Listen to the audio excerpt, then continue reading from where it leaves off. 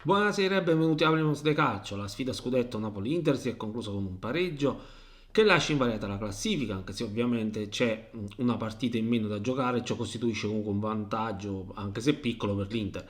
Inevitabilmente ci saranno polemiche per il tocco di mano di Dumfries, ma ne parlerò dopo.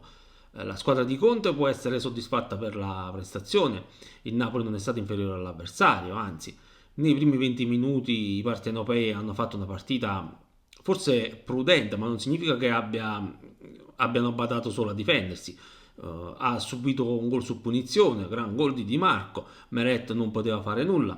In precedenza era mancata un'ammonizione a Rachmani per un fallo su Bissek, che a sua volta sarà graziato nel secondo tempo per un fallo con gomito alto nei confronti di McTominay.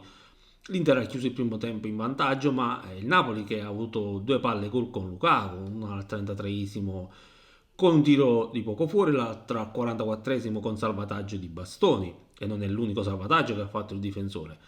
È nel secondo tempo che il Napoli ha spinto sull'acceleratore ed ha anche tirato di più, ma soprattutto ha fatto più possesso palla.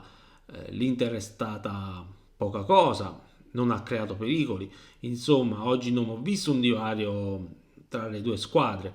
L'Inter non ha dimostrato di essere più forte, almeno per quello che si è visto sul rettangolo verde questa sera.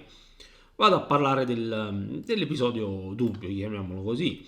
Io non starò qui a dire se Dumfries ha commesso fallo di mano oppure no, anche se ovviamente il tocco c'è stato ed era fin troppo evidente. E non sto qui a dire se il braccio abbia o meno aumentato il volume, anche se un'opinione ce l'ho. Di certo abbiamo visto assegnare falli di rigore per tocchi di mano davvero insignificanti. Cosa contesto io?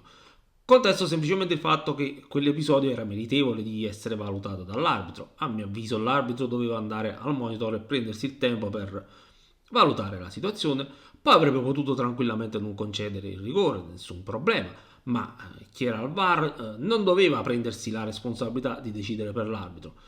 A mio avviso nel primo tempo non c'era il rigore per l'Inter. Per quanto riguarda la prestazione dei singoli, bene i tre centrali di difesa, soprattutto Buongiorno. Mi è piaciuto molto Gilmour, si è combinato bene con Lobotka e McTominay. Direi che Gilmour si merita almeno un 6,5, un voto che in fin dei conti può essere esteso anche agli altri due centrocampisti. Raspadori bene nel primo tempo, ma nella ripresa è calato. È stato il miglior Lukaku visto nell'ultimo mese, forse anche di più. Penso si sia guadagnato la sufficienza piena, anche se ha giocato meglio nel secondo tempo rispetto al primo. Billing ha avuto il merito di segnare il gol vittoria, è entrato bene, ha cercato un paio di inserimenti nell'half space, insomma nulla da ridire e ci mancherebbe visto che ha salvato la partita.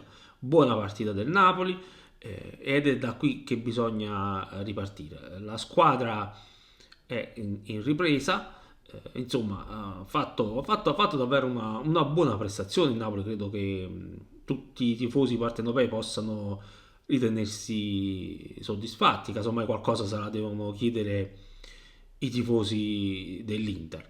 Io ho finito, lasciate un commento per dire la vostra sulla partita, iscrivetevi al canale e ci vediamo la prossima volta.